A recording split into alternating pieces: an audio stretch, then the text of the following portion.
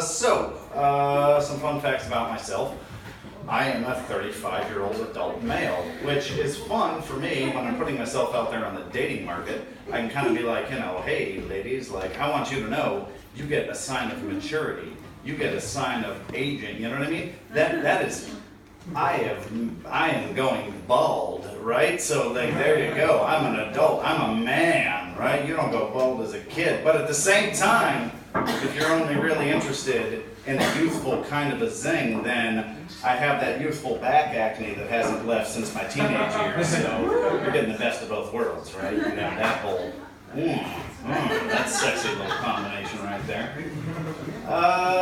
Right now, though, seriously, all that being said, seriously though, I am actually dating a very successful and wonderful woman right now, and she is an ER trauma surgeon, and she is an ER trauma surgeon who works in the pediatrics ward specifically. So she shows up when a car accident has happened and a small child is mangled beyond repair, and she fixes that thing. So she takes the most horrified, mangled, broken, fucked up, dead-end things that you can find in humanity, and she fixes them for a hobby. Yeah.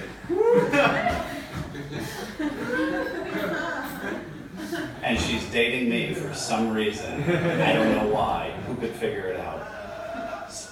So yeah, that's definitely a part of it for her, I think. But but all good too. You know what I mean? All good. Another, you know what I mean? It's weird too. It's really weird, honestly, to date somebody like that. I'm an illustrator. I draw stuff for a living. So at the end of the day, I'm like, so hey, I had a really good day. What'd you do today? And she's like, this pipe got jutted through this small child's left lung, and I pulled it out and saved his life and made the whole family's. And I was like, I drew a dragon. But hey, I'm no stranger to being demasculated. It's fun. Another thing about myself, a thing that I really like to do, and this is what I'm going to kind of talk to you guys a little bit about tonight. I travel. I'm a big traveler. Been to 53 countries in the world or something at this point in my life. I like to go all around the world. I try and get as many places as I can. I like to experience the cultures and the things.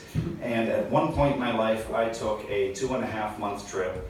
I went to Kazakhstan. But I didn't go it wasn't like, I threw a dart at a map and I was like, well, hold on. Where's the worst place I could possibly go? There it is. No, I had a Russian ex-girlfriend, and she wanted me to take her into Russia and to go across there into Kazakhstan and then back into Russia, and it was like a 2.5-month ordeal, and it was, if you guys are keeping up with me on this here, it was a fucking nightmare, right? Okay, it was, it was really not pleasurable. But the whole idea being, well, at least they liked it. The whole idea being, had to go and live and exist in Kazakhstan for about 2 weeks there, and the whole time, my kind of general thought was I saw this movie. I'm sure you guys have seen it. It was called Borat, and it was all right, well, that was what I knew of Kazakhstan, as somebody from the, And if you guys aren't familiar with the movie, I could stand up here right now and do an impersonation of the main character, but I believe in myself way too much more than that. I haven't given up on myself that much that I'm gonna start doing. That's not gonna happen. But just in general, I did some research while I was there. I did some looking into it, and it turns out that the people of Kazakhstan were very upset because actually none of that film was filmed in Kazakhstan. It was all filmed in Romania, and that got them really, really, really upset.